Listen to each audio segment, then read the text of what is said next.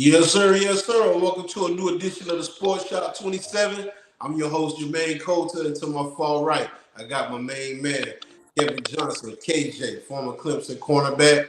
And today's special guest, we got a Michigan State Trojan in the house. This guy led the team in interceptions. He was a two-sport Man. athlete, ran track, played football, and played in the USFL. And, Donald Trump lead 1985. Then went to the NFL draft, got picked up by the Arizona Cardinals, played with the Jets for a while and also the San Diego Chargers. We like to thank our guest for coming on. He goes by the name of Lonnie. Yo, what's going on, Lonnie? What's up, man? Thanks for having me. What's happening? No problem. Thanks for coming on the show. Yeah, appreciate you guys having me, man. Appreciate you having me. No problem. For the people that don't know you, Lonnie, let them know where you're from and a little bit about your background. I was born and raised in Flint, Michigan. Tough town. A lot of talent coming out of there when I was a kid growing up.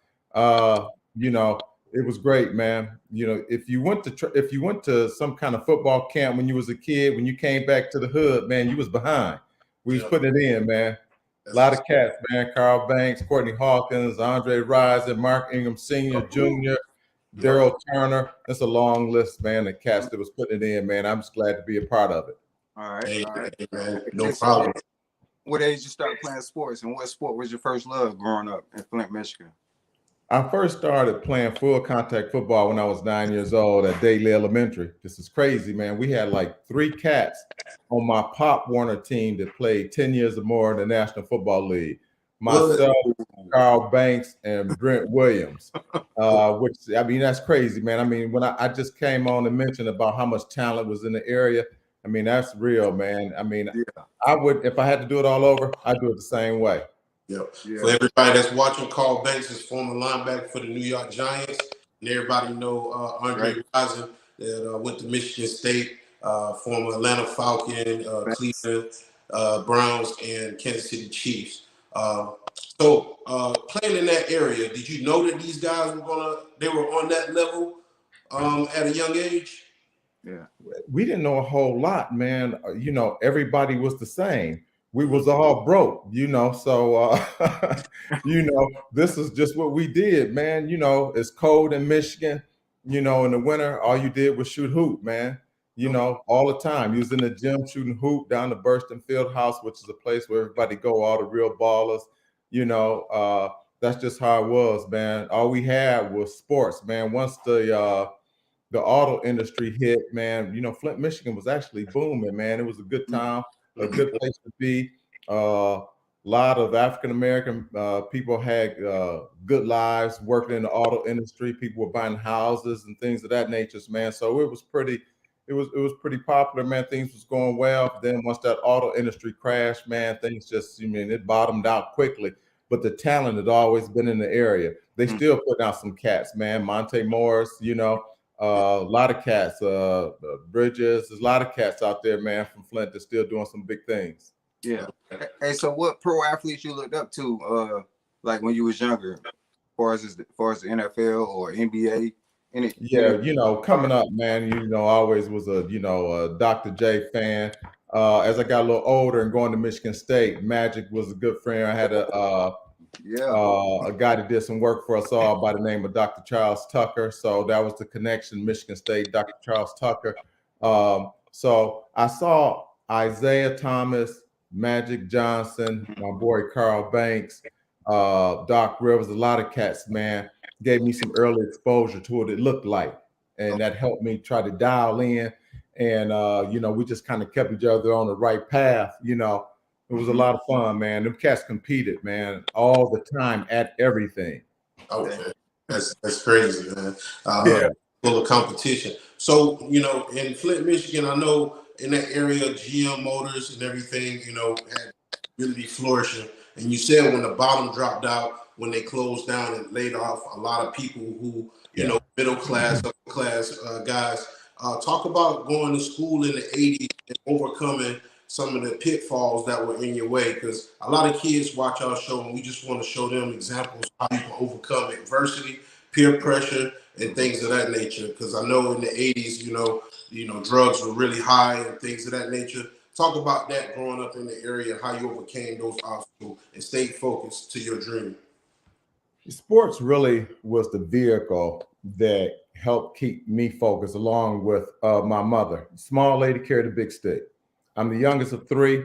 My brother and sister both were athletes. I come from a pretty athletic family. It's just a matter, could I, stay the course and do my part? I was short for a long time from the summer of the 8th grade to the 9th grade.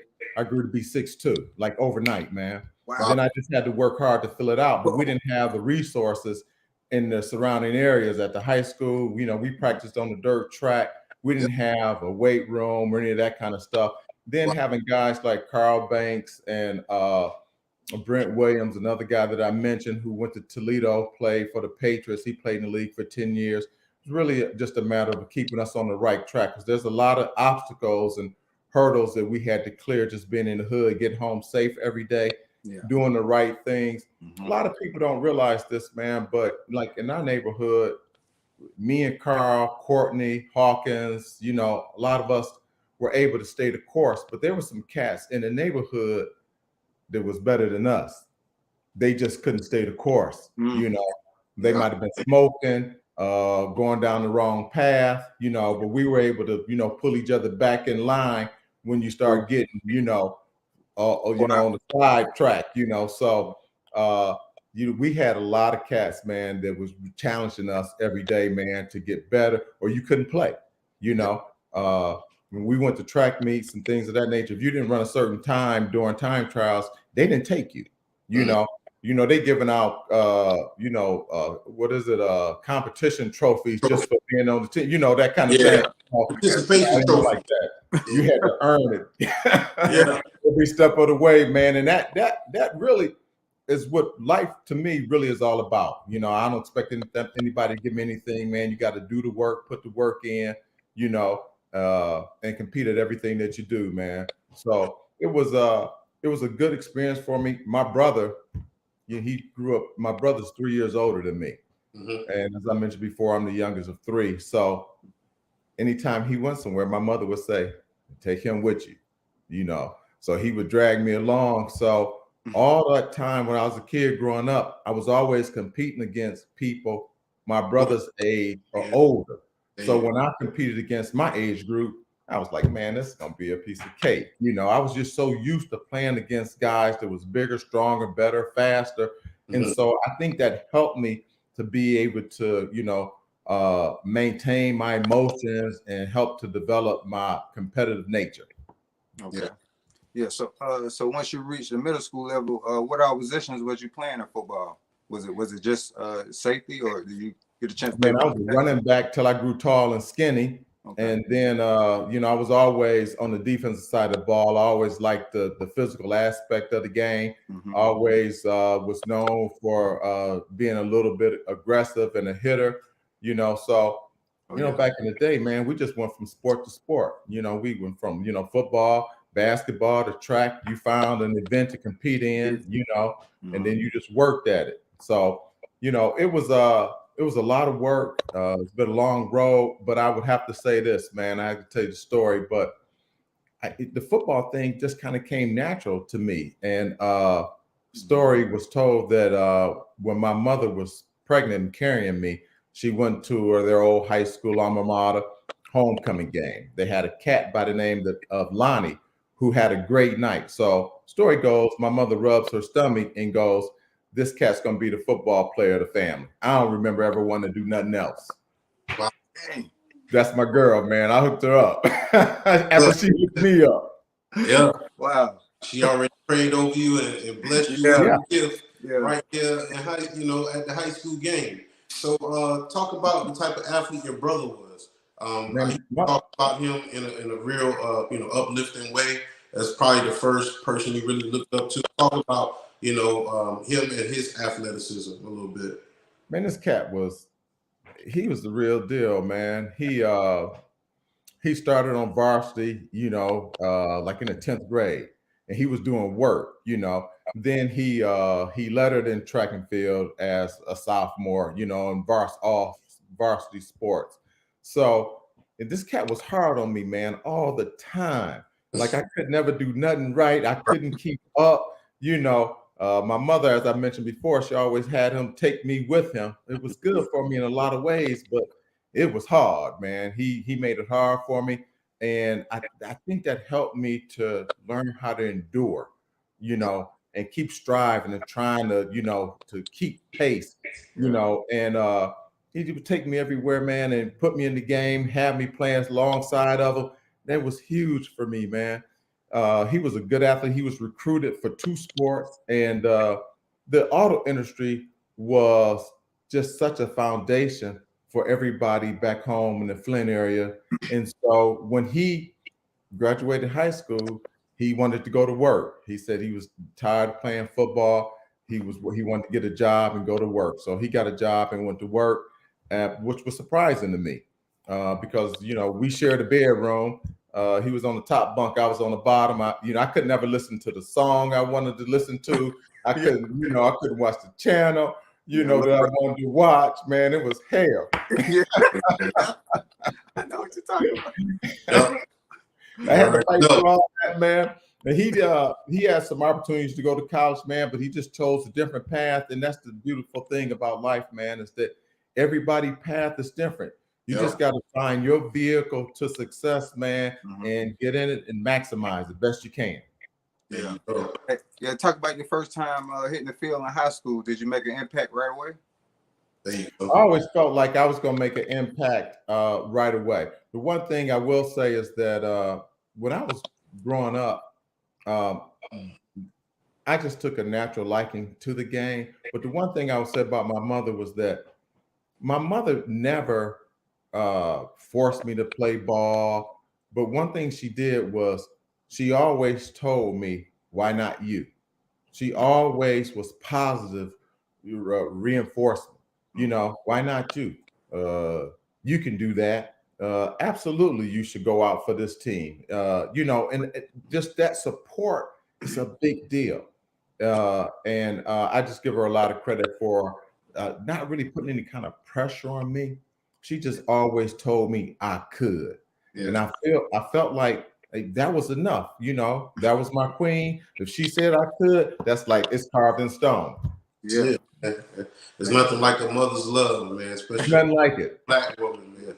So talk about your first game in high school. Just like you said, what position did you play? And also talk about, the competition in that area. Yeah. It was loads of competition. The one thing that I don't think a lot of people understand is that, my dad was a good athlete. He was a track guy and a football guy. Okay. And he was around long enough before my parents got divorced that I understood what a good work ethic was. Okay. And that was critical. That he was around long enough and instilled the right values and things in me to help me stay on track, and do the right thing and put the work in. Because I seen the man, work at the auto industry at Fisher Body. He worked as a truck driver. He drove a dump truck in the summer to make extra money. He also would go over to Bishop Airport and do their floors. I mean, the man, he was working 3 jobs, man, and I tell a lot of people, they don't realize that, once I got to high school, I went to work for myself, because if I don't get an athletic scholarship, I ain't going to college. Okay, so I'm going to work right now. Okay. Friday night football ain't fun and games. I can't miss no tackles. Okay. I gotta make this happen or I ain't going. That's right. So that was motivation enough for me. Okay. All right. So talk about some of you. Go ahead, KJ. I'm sorry. Yeah, I was gonna say, let's talk about high school playoffs. Was y'all able to win state the years you was there? We didn't win state. We lost a game 51-50 to a school named Grand Blanc. Was a classic, just a classic football game. A lot of scoring back and forth. Steve Smith, who was the quarterback for the University of Michigan, he was in that game on the opposing team. Myself, Carl Bankstadt, McFadden, and a lot of other cats, man. that played with me in high school got a lot of us got athletic scholarships. So the talent base was there, and the competitiveness across the Big Nine was the conference that we played in. There was a lot of talent there, and it was a great game. We lost. We was going in, and we fumbled the ball, man, like on the 2-yard line going in, man. So we lost that game 51-50, but it was a classic game. It was a great game to play in. It kind of set me on the course to being highly recruited because I had Carl Banks was a year older than me. Another guy named Thad McFadden that went to Wisconsin. He was a wide receiver, played for the Birmingham Stallions and the Buffalo Bills. We were all on the same high school team. So they were bringing people in from across the country. So I was a year behind them. And so that helped get me some exposure. And so when I became a senior, a lot of those guys that were recruiting Carl and Thad McFadden came back to recruit me. It came down to Michigan State, USC, Oklahoma. That's what it came down to for me when it came to deciding where I wanted to go to school to play. The opportunity to play at home in Michigan so that my mother could see me play was key. Okay, cool. So did you play any All-Star games or All-American games or anything like that? I didn't play in the high school All-American games or All-Star games. I'm actually glad I didn't, because a lot of guys playing those games, they get hurt, blow out knees, and then everybody's pain tolerance and ability to recover or come back and play and be the same guy they were or better after injury, it's different. And I'm sure a lot of it depends on who's doing the surgery, what type of facilities you have available to you. But where I came from, we didn't have it. We was making it on will and desire. Yeah. Hey, so what was your reasons for playing for Michigan State? Why you chose to play there? The guys that were, when I was being recruited at Michigan State, there were some guys on that roster that I just thought, I mean, they ain't that good. And a lot of these cats ain't played that much. Okay. So they had some seniors that was graduating, and the fun is in playing, So I felt like I would go to a place that I felt like it was going to give me the best chance to get on the field the fastest. That's because you can't grow and develop watching everybody else play. So, I got to get in the game. So my freshman year, when we had a weight game, they didn't take me. I wasn't on the traveling team, man. I wanted to transfer. I was like, y'all crazy, man. I ain't sitting around here while y'all gone. I'm supposed to be on this football team. I'm sitting in my dorm. People like, ain't you on the team? Yeah. They took me the rest of the time. Yeah. Okay. Yes, sir. I guess you showed out in practice next week. You know what I'm saying? Well, my friend Tim Cunningham is a saxophonist. He was a sophomore my freshman year, and him and Carl Banks were roommates. And so Tim told me, he said, hey, look, man, this is how you get off scout team. Wreck everything they do on scout team. So I said, got it. I went to work, until they kicked me off the offensive field. And Ty Willingham was our defensive back coach at the time. And I just was wrecking practice every day. And they just said, man, get off my field. So they put me over there where I wanted to be. And eventually they started putting me in the rotation. Okay. Dang. So let me ask you, before the games, before you left high school and before you got to college, what was some of the music that was inspirational or you used to listen to before you played, or did you just meditate? Well, I did a lot of meditation, tating, and a lot of praying. Anytime you put on that helmet and shoulder pads and go out on the field to play, there's no guarantee you're going to walk off. Okay. Yeah. So, I want to make sure that I was in the right place mentally and, that I had my mind right. I would, meditate all the time and see myself being the best player on the field every game, and see myself, visualize myself making plays. I would keep pictures of Anthony Carter, Al Toon, Tim Brown, Chris Carter. They'd be on my bedroom mirror all summer long, and just got to get your mind right, man. So you can go out there and compete the right way. And there's a lot of talent across the country, man. But you gotta know you as good as anybody else, man. And I come to play. There you go. Yeah. Right. Hey, so in the Big Ten Conference, who was the competition back then?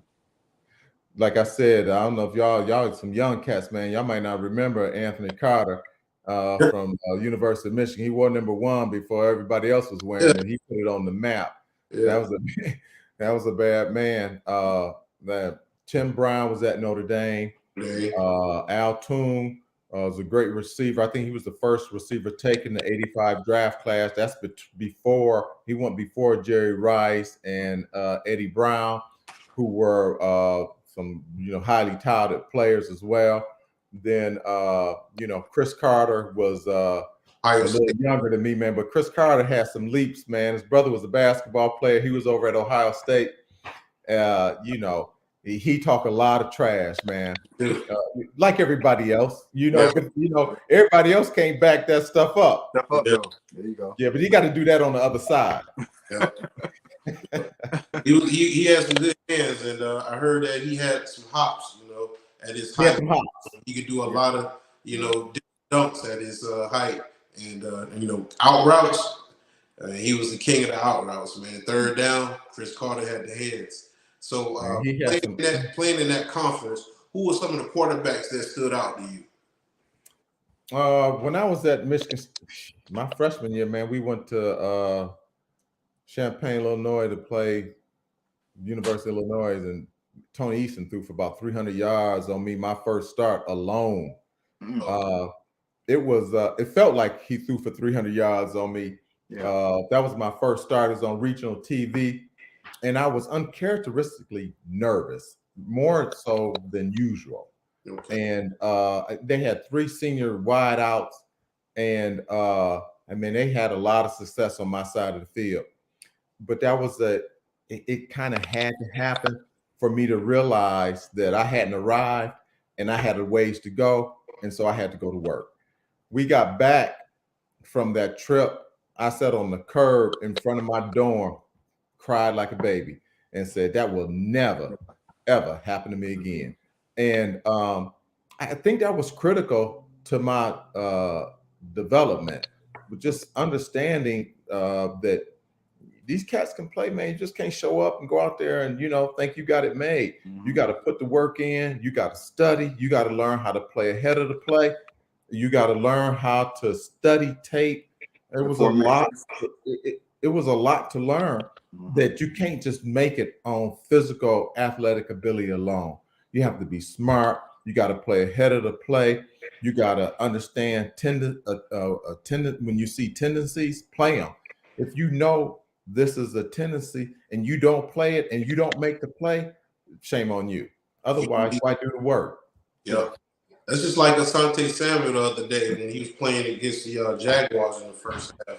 He's just running a route tree with the receiver, man. His tendencies and him being able to read, having a follower that played just like that, Yeah. It gets you a step ahead of the competition. So for everybody that's watching, film work is important. It's a big deal. It's a big deal. When you come in the league, you initially, once you get to the National Football League, you have that youthful energy and your skill set is higher than your football IQ. Mm-hmm. And each year, your skill set diminishes to some degree, but your football IQ develops. By the time you in year 6, you should be playing at optimal level, okay? Because your football IQ and your skill set still high. But then as your career continues to progress, your skill level continues to drop and your IQ is even better. So you start making more plays just based on football intelligence than physical athletic ability. And a lot of people don't realize that. And I say, hey, man, right now you're just a good athlete playing pro football, but you don't become a pro until you learn how to study and how to prepare properly week in, week out. There you go. If everybody's watching, that means reading your keys, anticipating the play before it happens, That's right. being in your zone and being in the coverage at the right time at the right place. There you go. There you go. Yeah, you got to picture it before it happens. Yeah. If you've seen it, when you've seen it on tape and you recognize it, and then you got to have the ability to have some recall. And when you see it, man, Tracy Porter for the Saints picked off Peyton Manning in the Super Bowl. He need move. Receiver came off the ball. He set on a route. Peyton hit him in the chest. That didn't take no ability. That was all tape preparation. Down the distance and knowing what comes off formation recognition. That's right, man. That's right. Yeah, so that's the next level stuff, you know. Yeah, most definitely. So I know you played corner and safety in college. Which one you enjoy playing the most? I mean, which one you enjoy playing the most? There you go. I was recruited as a safety. Okay. I've always been a little bit of a hitter and aggressive nature when I was playing the game, but I also was a track man. I was recruited for both sports. I ran track at Michigan State and lettered in football as well. And so when I got to Michigan State, they recruited another kid named Phil Parker out of Lorain, Ohio, who's been a longtime defensive coordinator over at the University of Iowa. Well, Phil ran slow, I ran fast. Off the corner I went, and then he stayed at safety. And I wasn't happy about it. Ty Willingham said to me, look, Lonnie, hey man, take a shot at playing corner. If it doesn't work out, we can always move you back to safety. So off the corner I went, and then I started doing work, learning how to play corner. Then I was drafted as a corner. Once I got to the pros, and like I said, I was drafted as a corner. So I started out in the pros playing corner.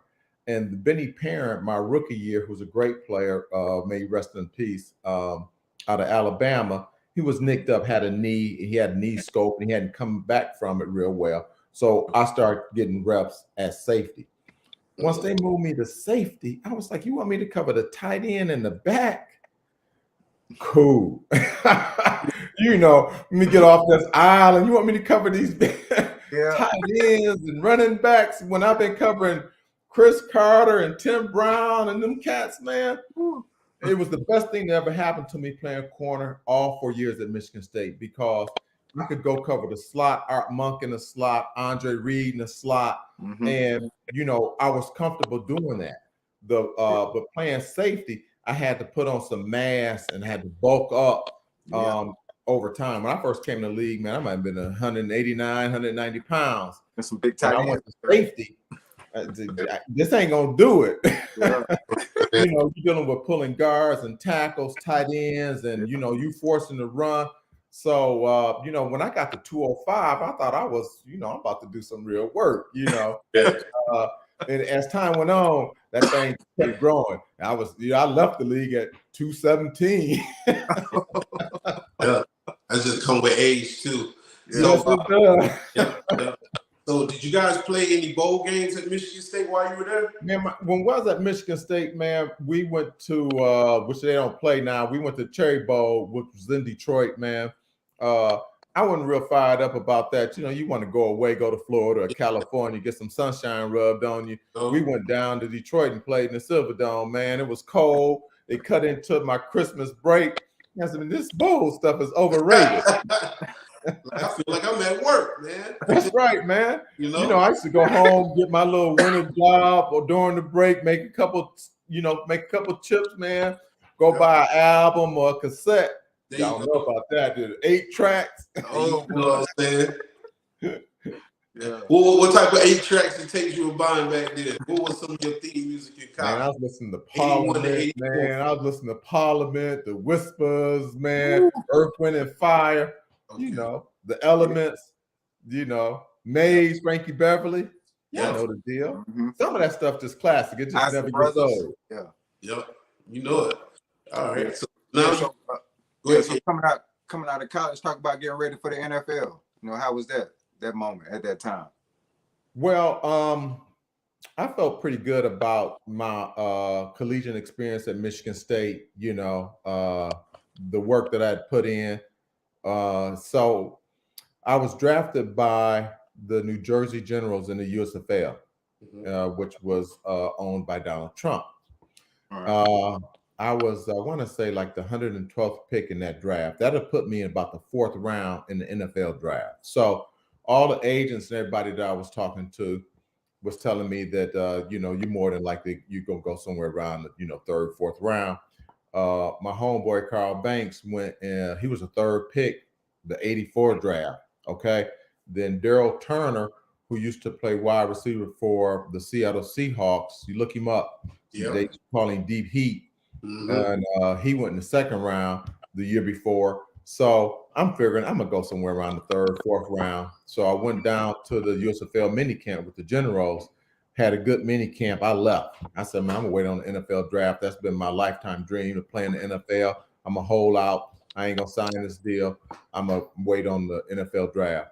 And man, that was the longest day of my life. God Lord. Man, I was picked. It was like 11 people picked after me in the whole draft. Man, I was like pick number 325. Man, a Dallas Cowboy scout knocked on my door and said, well, you didn't get picked. You want to sign with the Cowboys? I was distraught, man. And back then, the draft was one day. Yeah. So this was like the draft didn't get over until like 2 o'clock in the morning, right? Yep. And so the Cowboy scout laid about 10 grand on the bed and said, you want to sign with the Cowboys? I said, man, just, see if you can get a little bit more. I called my guy, Dr. Tucker, was doing the work for me. So the guy called back, the scout called back to the Cowboys organization and was talking to Gil Brandt. He said, well, I'm with Lonnie Young over here at Michigan State. He wanted to know if we can give him a little bit more for a signing bonus. He said, he got drafted by the Cardinals. Man, I jumped out that chair, man, like I was the first pick in the draft. that is a true story, man. Then I went to work. By the time I got to camp, with no question, it was already, I ain't going home. Al Bubba Baker, when I reported to camp, he'd come over to the Cardinals from the Lions. He was a great pass rusher.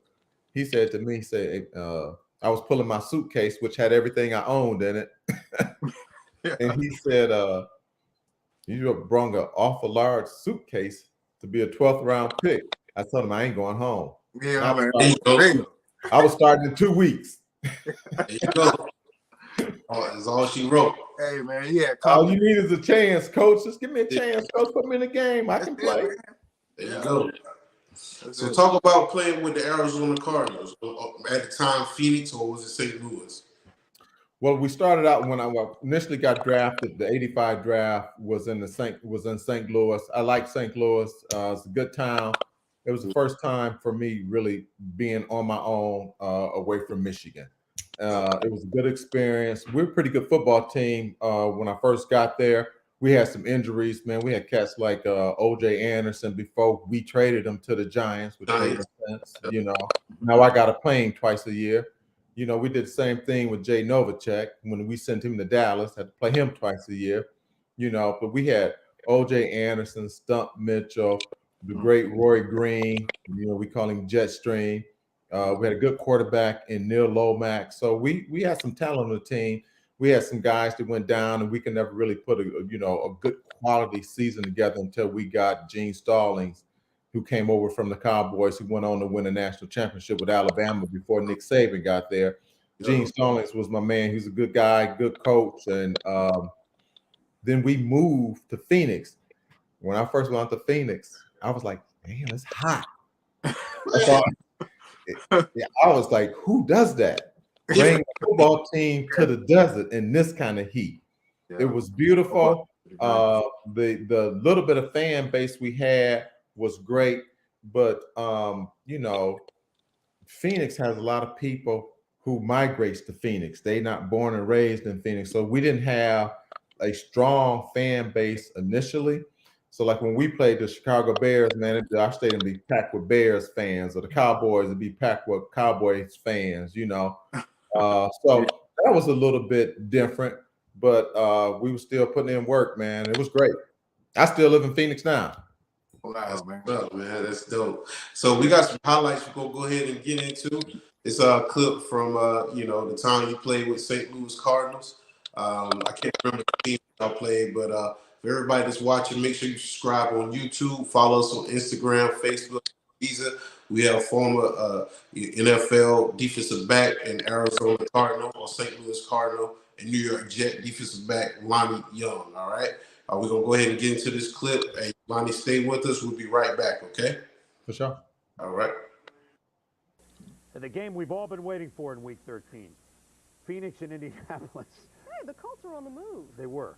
They were on the move. Yes, now you gave it away. Oh, well, you I'm already did that sorry. earlier. But they're a good team in the second half, you got to say, of the season. Since replacing Rod Dowhauer in 1986, Ron Meyer is 21-9 in the second half of the season when coaching the Colts. Heading into today's game with the Cardinals, they were 3-0 since the break, going for their first 4-0 streak since '88. But you know what? Garth Jacks, the Cardinals linebacker, sidelined because he was bitten severely on the foot trying to break up a dog fight. Rough game on the field as well. Johnny Johnson re-injures his bad ankle on a sweep. The terrific rookie would not return. Any quarterback Jeff George was knocked down by Freddie Joe Nunn, and the Colts running game has improved. Albert Bentley doing the job in the first quarter, going for 12 yards. Then on the delay for 16 more, Eric Dickerson was held in check for most of the day, but the Colts still ran well in the first half. The strong running sets up a play action on 4th and 1. George still wide open. Anthony Johnson for the easy score. It's 10-6 Colts at the half. Third quarter, George goes to the air to Jesse Hester on the slant, and Hester sprints 46 yards before he's caught from behind down at the Cards' 27-yard line. Then Hester again loses his man at the line of scrimmage and catches a rocket from George at 17-6 Colts. But the Cards, they get the breaks. 3rd and 15. Tim Rosenbaugh throws incomplete, but Chip Banks he comes in way late. That gives Phoenix a first down. It sets up this Tim Rosenbaugh plunge from the 1, 17-13 Indy. Then the big play, 8 minutes left. George underthrows Hester, and Cedric Mack intercepts, and then he laterals over to Marcus Turner, who scampers in for the game-winning touchdown. Dexter Manley says, I think I'm going to like playing for the Cardinals. I like that exciting kind of play. It's 2017 Cardinals with the victory. Dickerson held to 3.5 yards a carry, only 17 carries for 60 yards. That was probably Robin Roberts' first year on ESPN. You had to show haircut on that one, you know. She's done Talk some about good that game a little bit, Lonnie. Talk about that experience. Coach, I saw you tackle my man from behind and saved the touchdown right there. Yeah, man. I just, you got to always, they say good things happen to you when you hustle, So I always tried to play hard, man, and, put in a good day's work, man, make sure I did my part, the best of my ability, and try to do everything I could to give us a chance to, win the game. Everything about it was fun. The one thing that I am proud about playing during the 80s and 90s was it was a physical game back in the day. Played against a lot of great running backs. Walter Payton, Earl Campbell, Eric Dickerson, Marcus Allen, Bo Jackson, Barry Sanders, Thurman Thomas, Ernest Biner, Kevin Mack, all these cats, man, a lot of great players. Tony Dorsett, Herschel Walker, today, man, they want to throw it. Tom Brady threw the ball 66 times last night. Wow. They used to run that thing, man. They used to run that rock, and you had to be able to strap it up, man, and play physical football, especially in the NFC East at that time. O.J. Anderson, a lot of good backs, a lot of good quarterbacks. I loved that I had a chance to play against all those great quarterbacks: Elway, Marino, Warren Moon. The list goes on and on. Hall of Famers. Like he had a Hall of Fame quarterback back then. Yeah. Yeah, talk about playing with the New York Jets and San Diego Chargers as well. When I initially got to the Jets, I couldn't figure out why I was going to the Jets because they traded for me, and they had a free safety by the name of Eric McMillan, who was the real deal. EMAC had been in the league, 2-3 years, and 2 of those 3 years he went to Pro Bowl. So, it was beyond me at the time. Jets trading for me for was the question I asked myself. And Pete Carroll was our defensive coordinator, who I absolutely love. That's my man. Whoa. We just want to create a competitive environment. So when I got to the Jets, Pete said, hey, look, you take 3 snaps. Eric McMillan, you take 3 snaps. Whoever make the most plays during preseason plays. Okay. That's how it went down. Okay.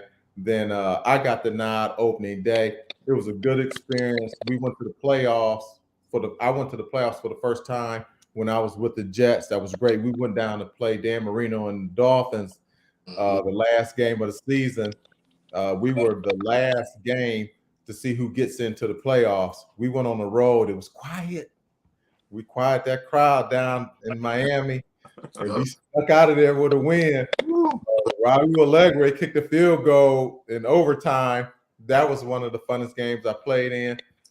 Just playing to go into the playoffs for the first time, playing against the great Dan Marino on the road. It's us against the world. Y'all play ball. You know what that's like. Yeah. Oh, yeah, man. Man, we got out of there with a win. Off to the playoffs. We went to Houston to play Warren Moon and them cats, man. I feel like it was a game we should have won. Offense left some points on the board a couple times, man, and we came up short, but that was a great experience. Playing in New York, there's nothing like being a young man and playing pro sports in New York. Nothing like it. Nothing like it. You just get access to all the big events. You got a couple chips in your pocket. You got the Knicks, you got the Nets, Yankees, and all that. And to be a young man and have the opportunity to enjoy New York City, Manhattan, that was a great experience. It was one of the best experiences I ever had being associated with the National Football League. That's great. So let me ask you, you play with people like Boomer Tyson, Ronnie Lott. That's right. Talk about those players during that time. Ronnie Lott leaving San Francisco toward the end of his career, breaking half in the backfield from the safety position, and the intensity he brought to the locker room. Talk about him a little bit. Well, I was the vehicle that was used to get Ronnie to the Jets. What? I tore my ACL, MCL, and PCL up in Buffalo the year before. Wow. So, I got a major knee injury going on. I'm not going to be ready by the time the next season rolls around. I have a long road ahead of me as far as rehabbing such a traumatic knee injury. And so Chuck Cecil was available, Eugene Robinson, and Ronnie Lott. So Pete Carroll called me, and Pete said, hey, Lonnie, we got a few guys we're considering to sign while you rehab, and said, well, none of these guys are doing the stuff that you're doing for us because I was playing corner and safety. Those guys were pure safeties, okay? So, it was a no-brainer that they was going to probably more than likely hire Ronnie Lott, and why wouldn't you? He's going to be a first ballot Hall of Fame. His tape speaks for itself. Yeah. So when I came back from my injury, my first play in the game, I got a pick. And I thought that was great. But I was, not only prepared to come back to play, but I also was prayed up, and being a faith-based man, that was important to me. Yeah. But playing with Ronnie Lott was phenomenal. He wasn't the same player he was. That happens to us all with age, just on the ability to cover the same amount of ground. Okay. He wasn't able, but when he got there, he did damage. I had never seen anybody strike and run through, try to put his face mask through somebody's chest to see his face mask come out the back of his body. He was real explosive at the point of contact. And he hit my homeboy, Mark Ingram, across the middle. And Mark Ingram, he couldn't get that arm down, He was sweet. And we went to a TV timeout, and I got mad at Ronnie. Why you hit my boy like that? You hit my homeboy like that, man. It don't take all that. He played for the Dolphins. If everybody yeah.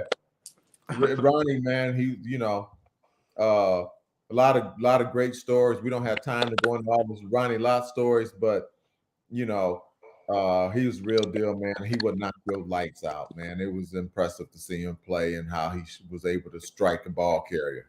All right. We're going to go ahead and get into a video with the Jets. I'm going to show a little highlight there. Everybody that's watching, again, make sure you subscribe and, also follow us on Facebook, Spotify, Deezer, and Instagram. We have former St. Louis Cardinal and New York Jets defensive back, cornerback, safety, Lonnie Young. All right. We'll be right back right after this video. Played 3-0 2-minute warning in the second quarter. Nagel's going to go deep for Rob Moore. Can they call this pass interference on Eric Thomas? Wow. Yeah, as you watch Eric Thomas here, it looks like he does a great job of playing the football. You can see his left arm right there, down around his waist. Doesn't look like he gives Rob a push. Bad call. But the Jets cash in. Brad Baxter rustles into the end zone, and it's 10-0 Jets. Gary Reason circles right there, leaves the ground. You can't change directions in the air. Just missed his target. Gary Reason's in the Meadowlands as a Bengal. That's weird. Bruce Goslin says keep it on the ground. So a thrilling 1-yard run by Baxter. Then Baxter for 8. He's been close to 100 yards the last couple of weeks. Baxter for 14 yards. Pat Chafee. That's right, Blair Thomas out injured. Pat Chafee for 13. Pat Chafee for 10. And here's Freeman McNeil. Yeah, all those runs set up this reverse. Here comes Freeman McNeil. Terrence Mathis gets the great block right there on Mike Fryer to spring him into the end zone. So the reverse, and the Jets lead at 17-0 on a 6-play drive. All runs, and Mathis can dance. Boomer struggling, 11 of 33 today, but remember his comebacks the last couple of weeks. Boomer to Carl Slim Pickens, and interference on Eric McMillan. So 3 plays later, ex-Seattle Seahawk Derek Fenner on the draw play makes a nice move at the 3. Good block by Tim McGee, 17-7. Then Fenner, Anthony Munoz, everyone clears out of the way. Munoz doesn't even have to hit anybody. The Jets fall down. Touchdown, 17-14. Coslin's Jets up by only 3. 3rd and 5. Key play. Browning Nagel. Back to pass. Scrambles. Shakes a tackler. Picks up a first down. Had to leave the game on that play. An aggravated sprained arch. Probably be back next week. Carrie Blanchard's been pretty good for the Jets, but missed a pair of field goals late. And so David Chul and Boomer Esiason have one last chance. A minute to go. Jeff Query for 14 yards. Boomer to Jeff Query for 6 yards. 3 incompletions later, you know what's coming. The old Hail Mary. And James Hasty hastily bats it away.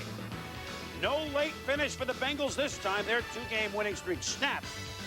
And the Jets, it wasn't pretty, but the Jets do win at home against the Cincinnati Bengals by the count of 17-14. All right, we're back. Hey, man, that field goal attempt y'all showed by Kerry Blanchard looked like Dallas kicker last night. I know, right? He was 4 points, man. I was like, is he point shaving? I was thinking to myself, man, somebody got to him already. Somebody got to him quick. What? Like, come on, bro. He was 4? He was 3-4? On that AstroTurf back then in the 80s, it didn't give a lot of give when you guys got tackled. It was like playing on concrete. I know. Man, put a rug over some cement, man. Yeah. Play. People tore up their knees and stuff like that. Hey, man, one of the worst places to play was in Philly, man. They had a bunch of seams, in the turf, and I want to say Wendell Davis from the Chicago Bears blew out both patella tendons on that field. They pulled that carpet up, man. Wow. Yeah. Yeah. So, fast forward to 2022, 2023. What is Lonnie Young up to now? I got a lot going on, man. I'm a business owner. I own a staffing company called Pride Staff. I'm really happy about that. We're an award-winning office. We've been doing some good things by helping Phoenix get back to work. So I'm really proud of the efforts that me and my team and my wife, we've all made to help a lot of people throughout the Valley get to work here in the Phoenix metropolitan area. I'm also a part of an ownership group for a storage, climate control storage company called Stack and Stop. So we're excited about that. That's coming up down the line. And in September, I accepted the job to be the general manager of the Pittsburgh Maulers. Okay, cool. Yeah, we got a lot going on, man. Can you cats still play? I need a corner, and I need a D tackle, 5 tech. I'll do something out there. We had a couple guys. I'm We got a getting couple shape guys for it. came on the show that probably could play with you. They came Oh, on the show. okay. All right. Let me know. Let me know. We need talent. All right. We'll try to put in a word for some people and see if we can hook it up. That's good stuff. So you know, with the kids nowadays, you know, with social media, NIL deals, you know, all the distractions in the world. Talk about the difference between it and what's your advice to You know, the you know, I'm in favor for all the guys that are putting in the work collegiately to be able to get something out of it. You know, college is hard when you just don't have the resources to be able to enjoy the experience. And so for all the, you know, the young athletes that are signing these kind of deals, I'm happy for them. I think that's great. You know, I know a lot of guys who, you know, Reggie Bush is in the Fab Five, and a lot of the cats, you know, took some heat for, you know, trying to get some resources to make their lives a little more, you know, at least allow them to have a better experience while they were in college. I think that's great. I would just say to the youth, the young people that's coming up, man, just it's important to spend some time with yourself, some quiet time, and focus on what you really want to do with your time here on earth. I believe that everybody, the good Lord gives everybody a vehicle uh, to success. It's just a matter of you taking the time to look within yourself to find what your true passion is and then work to max out that vehicle. Um, it's important to keep good people around you and keep people around you who are in places that you want to be because they can help you get on the right path to success. Your surroundings, the people that you keep in your inner circle, they're critical to your avenue of success. And just always, you know, try to do the right thing. It's not always easy to do. A lot of us, you know, point the finger at people who have made mistakes. In a lot of cases, we've made some similar mistakes and just didn't get caught. Okay. Now, so a lot of cats probably shaking their head because they know what I'm talking about is real. Okay. So, you know, before we go judging everybody, let's just understand where everybody is at in their journey.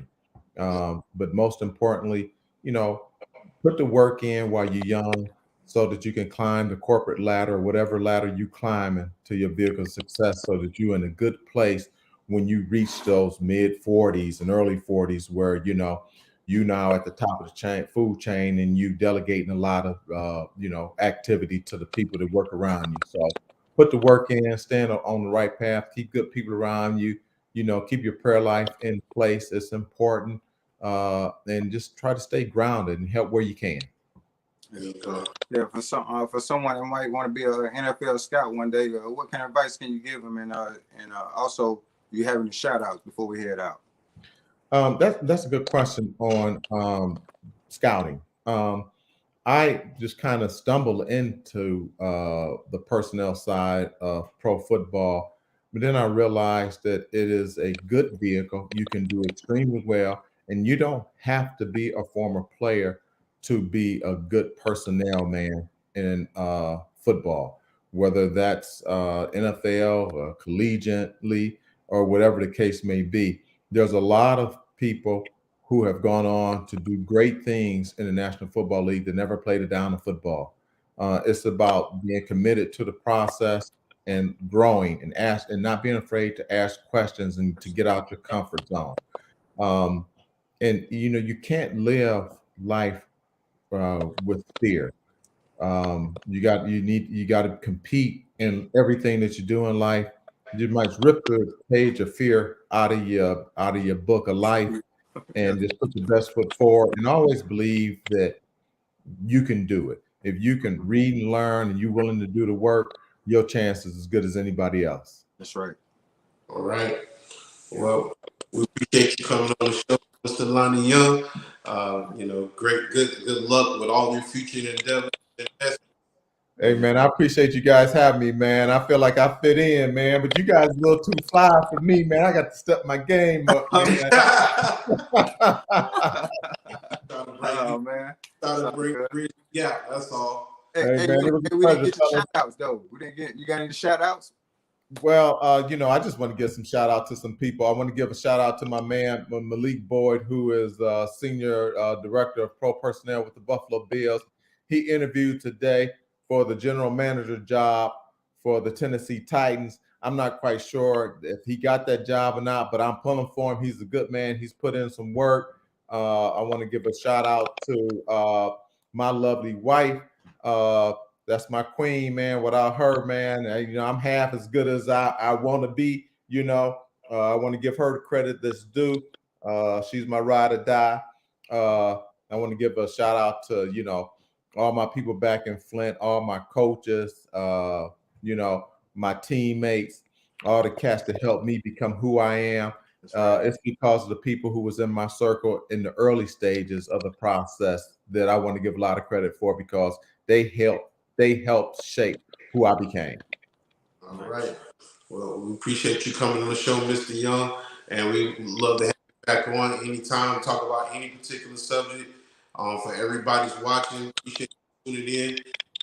Watch another edition of Sports Shop 27. I'm your host, Jermaine Coulter. I'd like to thank my main man, KJ Kevin Johnson, former Clip cornerback, and once former St. Louis Cardinal and NFL defensive back, and former New York Jets. Young. All right. All right. Thanks, fellas. Appreciate it, man. You guys have a good evening. Thank you for taking the time. It's yes, not sir. how you start, it's how you finish. All right. That's right. Be safe out there, and we'll see you next time. All right. Thanks. Peace. Have a good one.